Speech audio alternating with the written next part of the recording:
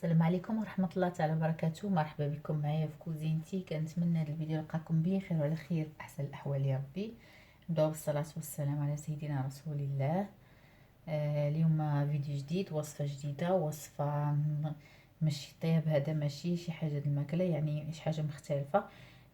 واحد الحاجة نحتاجوها ديما حنا لوليداتنا اللي لينا بأخص في هذا البرد هذا، اللي هي هاد البصلة الحمراء. غادي نصيبوها بحال على شكل سيرو مزيانه للبرد الكحبه.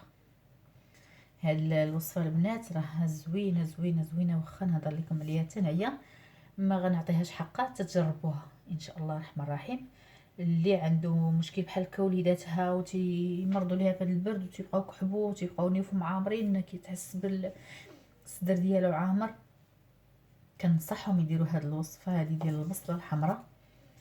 تكون بصله حمراء بحال هكا، راها وصفه ما نعاودش لكم عليها، زوينه زوينه بزاف. انا هذه هي الوصفه المعتمده عندي، كنديرها لوليداتي غير تيبانوا ليا راه نيوفهم عامرين ولا تيكحبوا ولا صدورتهم كنحس بهم بحال عامرين، تندير لهم تنعطيها لهم في الليل ونعطيها لهم في الصباح، ولا حتى بنهار الا ضلوا في الدار مثلا السبت والحد حتى بنهار ياخذوها. كتجي زوينه، وملي تتصاوبوها راه ما تتبقاش حاره، تتولي فيها واحد المذاق زوين. هانتوما شوفوا انا راه مصوباها قربت تمليه كما كتشوفوا، السيرو ديالها اللي طالق كما كتشوفوا معايا. وملي كتاخدوه راه ما تيكونش فيه مذاق الحراره نهائيا. انا عندي قرعه اخرى هي خاويه مغسوله نقيه. غادي ناخذ البصله، بسم الله، غادي نوريكم كيفاش ديروا ليها الطريقه الصحيحه باش تستعملوها. ندير الليكات،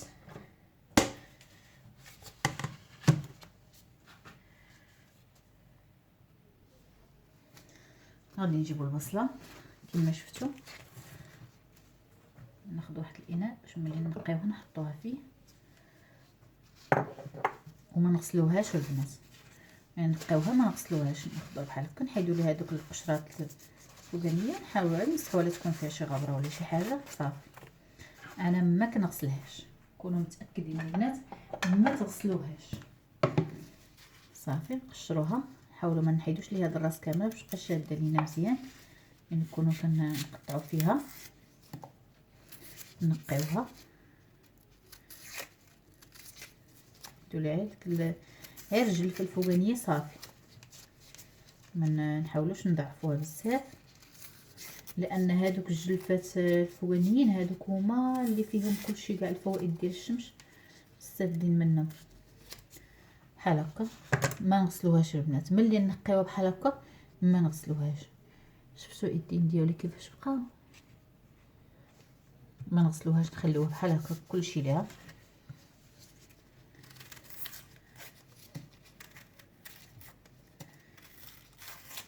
نقيوها كامله.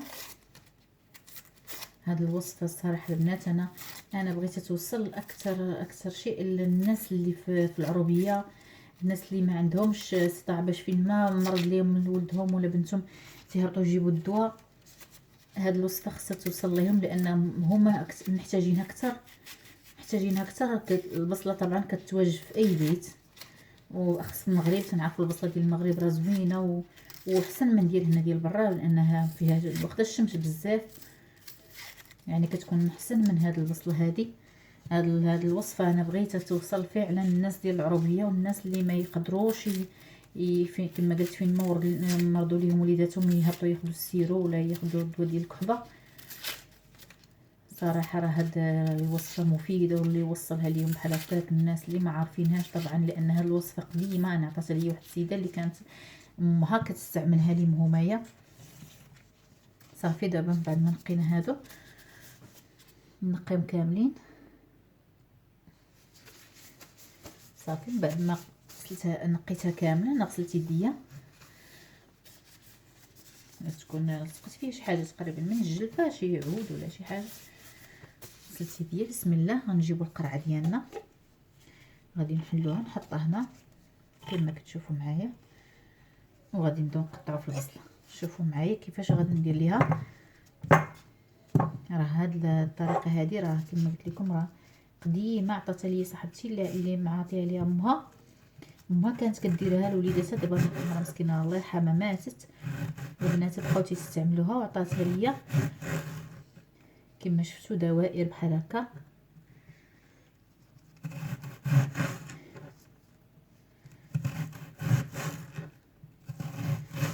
بحال هكا دوائر.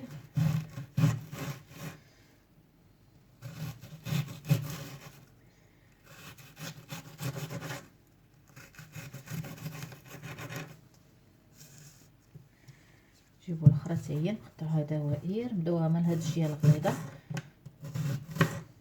كاين الناس اللي تيحكوها، ولكن بيني وبينكم الا حكيتوها كتعطي داك المراره بزاف، وتيجي هذاك فيه هذاك كيبقاو فيها واحد الحبيبات تفرتيت بحال هكا ديال الحكان. الوليدات ما تيبغيوهاش، بحال هكا كتجي بحال السيرو.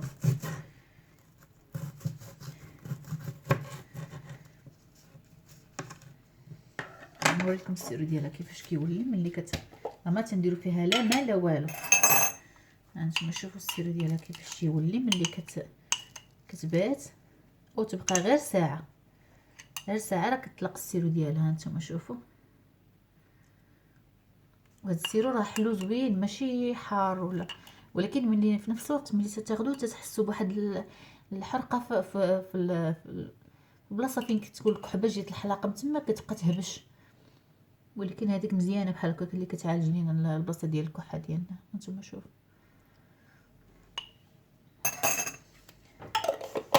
دائما قرعه الدجاج بحال هكا تكون كتسد مزيان. قطع البصيلات كاملين ما تنطيبوها ما والو، تنديروها نسدو عليها كتبقى بحال هكاك واحد 2 سوايع حتى الغد تطلق صافي. نستعملوها يوم يومين صافي ونحيدوها، نخليوهاش اكثر من يومين. وانا نديرو عاوتاني قريعه اخرى باش نديرو غير بصيله تكون قرعه شويه صغيره مزيان. اما بالنسبه لي انا حضرت هذه الكميه ما غاديش تضيع، غادي نعطيها للوليدات يشربوها، متعودين عليها تيشربوها ما تيقولوش لي لا. ولا تنديرها بحال هكاك بالمعلقه ولا بالسرانك، السرانك ديال السيرو هي مزيانه. انا بالنسبه ليا واخا تيكونوا ناعسين الا بغيت نعطيها لهم كنديرها في السرانك وتنعطيها لهم، يكونوا ناعسين وتيسرطوها كما كتشوفوا. دابا نجيبوا العسل. هاد الوصفه فيها 2 مكونات، فيها البصله والعسل صافي فقط.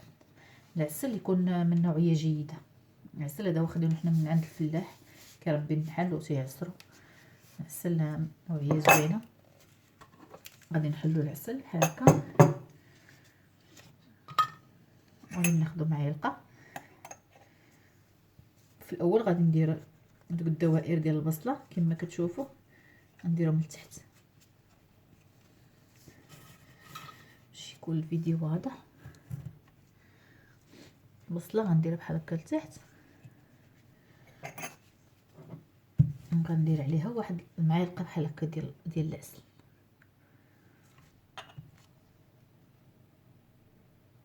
خويطه بحال هكا صافي. وندير دوائر اخرى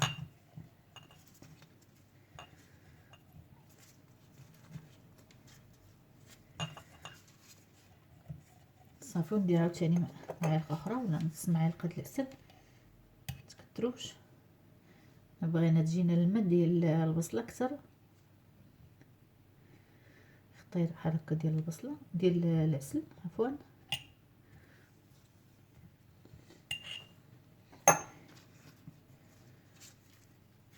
صافي ندير الدائره عاوتاني اخرى. نحاولوا نوركوا عليهم.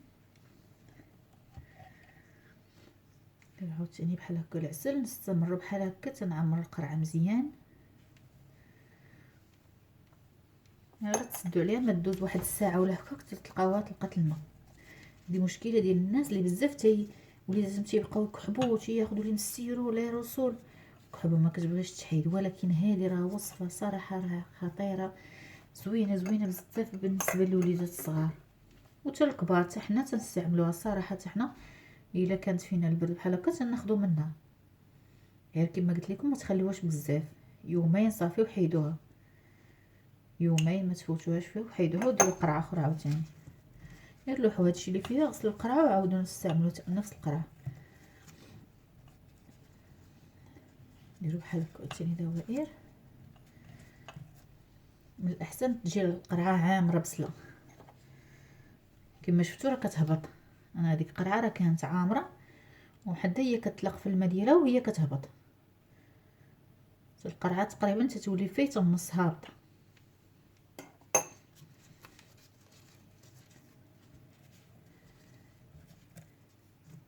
وهاد البصله الحمراء تنعرفوا راها مفيده جدا.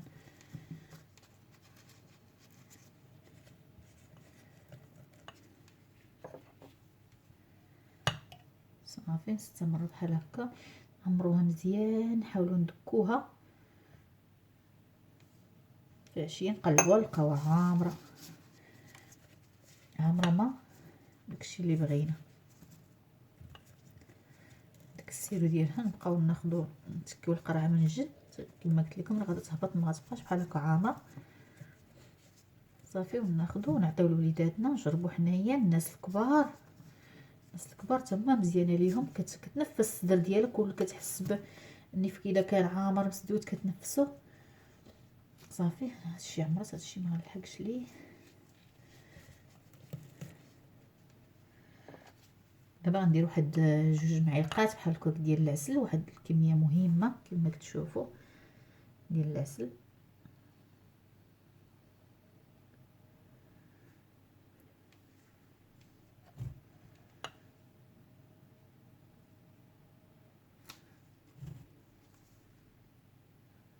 صافي نديرها بحال هكا من الفوق. سبحان الله، هاد العسل مع البصله دغيا تطلق هذاك الماء ديالها.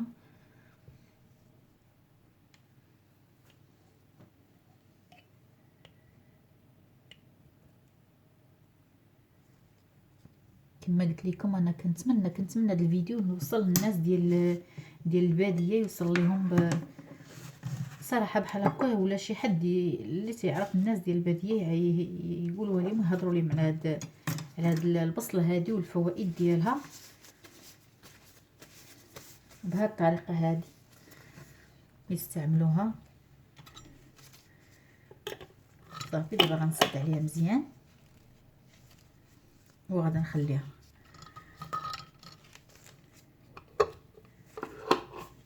تنعرفوا العسل حتى هو راه مفيد جدا للكحبه. العسل حنا تنديروه مع سكينجبير وتناكلوه حتى هو مفيد جدا للكحبه.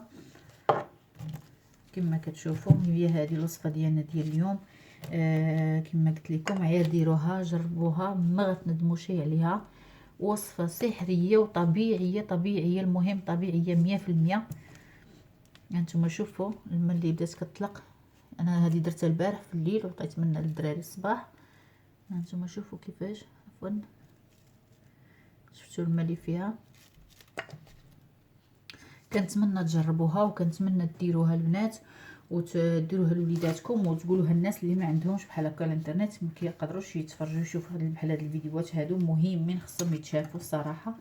لان تنستافدوا منهم بزاف تاع الوليدات اللي تيضروا من الدواء ومن الانتيبيوتيك اما بحال هاد الوصفات هادو راهم طبيعيين 100%، ما عندهم ما باش يضرهم، يعني الا ما نفعوهمش ما غيضرهمش. كنتمنى ديروها البنات وتبارطاجيو مع الناس اللي عندهم وليداتهم، لانها وصفه مفيده صراحه، وصفه مفيده جدا. البصله وما ادراك ما البصله والفوائد ديالها. طبعا وكلنا تنعرفوا الفوائد ديال البصله، بالاخص البصله الحمراء راها مفيده جدا للجسم، للذات، كلشي، الريه، التنفس، كلشي مزيان ليه.